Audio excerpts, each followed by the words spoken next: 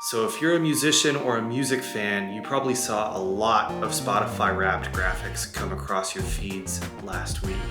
Everyone's been posting them, artists and fans alike, and it unleashed the usual backlash that social media trends create in 2020, especially something coming from Spotify. Let's not even get into the irony of Spotify Wrapped graphics coming out the week of the last Bandcamp Friday of the year. Don't musicians hate Spotify? Should we be giving Spotify free publicity? Boasting about your numbers only creates competition between artists. Okay, I sympathize with a lot of these sentiments, and some of them I even agree with too. Most of my music is Bandcamp exclusive. It's not on Spotify, although the new Trio Brucho record is on Spotify and you should go listen to it. My records are on Bandcamp because I didn't go through a distributor or a label with Aliquanta or the first Trio Brucho EP.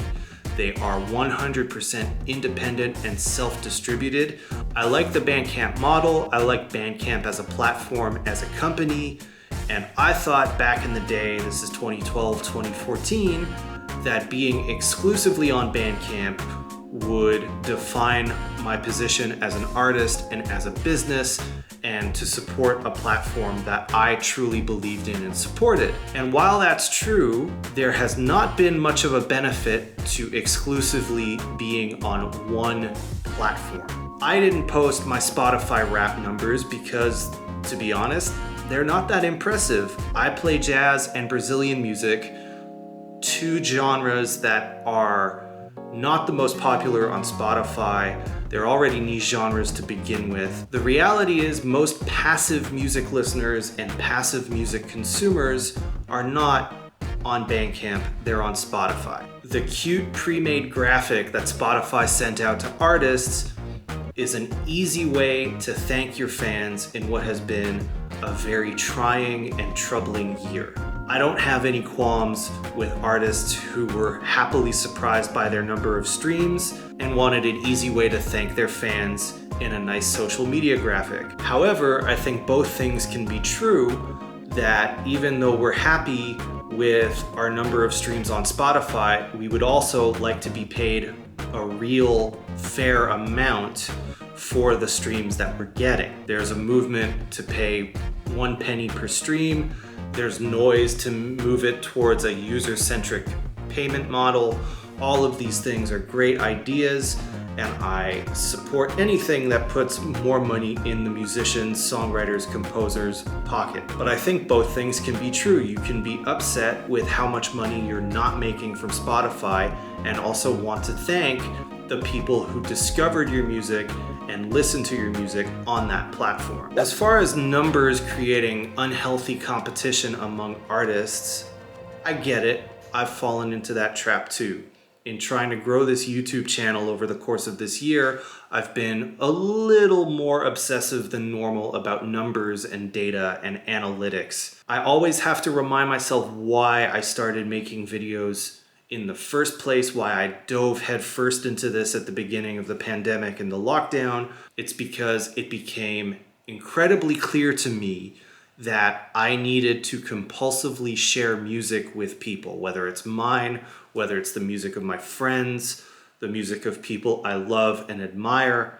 I had to share music, and I needed to give myself some kind of creative outlet and deadline in order to keep my sanity. This YouTube channel was meant to keep me occupied during quarantine, to perhaps give some insight about what I do to people who are interested in how I do what I do, and also as a labor of love to promote my own music and the music of others I believe in. I've seen a lot of my fellow artists recently get burnt out with this idea of having to reinvent ourselves, and also in what they believe to be having to participate in the rhythm of social media algorithms, in having to be a content creator, having to provide free content to all of these social media platforms. I've been really lucky to discover communities to invest in and participate in that happen to unfurl over social media,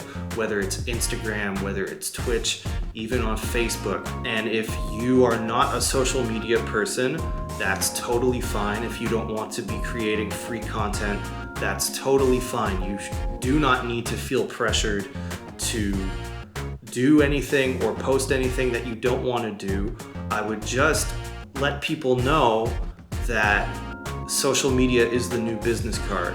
You need to be present, if not incredibly active, on these platforms so that people virtually and in real life remember and know who you are. And that's why I come back to having my music on Spotify, even though it is not financially really viable or lucrative. It's where the ears are. While I love Bandcamp's editorial content, it's not the same as getting placed on a Spotify playlist that has thousands, if not millions, of followers and listeners. The discovery features of Spotify are leaps and bounds beyond what Bandcamp is doing. Although I personally prefer how Bandcamp curates their content. All that to say, I think both things can be true. If you posted your Spotify Wrapped, I don't personally take that as a cosign of Spotify's business model. And if you didn't post your Spotify Wrapped, it doesn't mean you are ungrateful to your fans. Thanks to everyone who has joined me on this journey this year, who has liked and subscribed to this YouTube channel, who have bought my records on Bandcamp this year, especially on the Bandcamp Fridays, and who have even signed up for my Patreon as patrons. I thank you so much, and there's lots more to come through the end of this year and into 2021. I hope you all stay safe, stay healthy, and stay creative. I'll see you in the next video.